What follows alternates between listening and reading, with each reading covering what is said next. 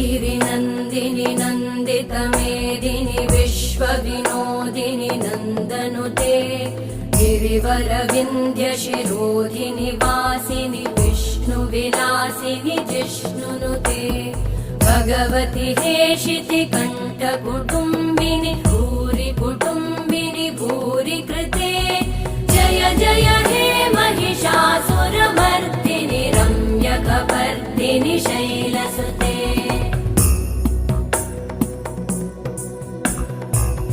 सुरवरवर्षिणि दुर्धरधर्षिणि दुर्मुखमर्षिणि हर्षरते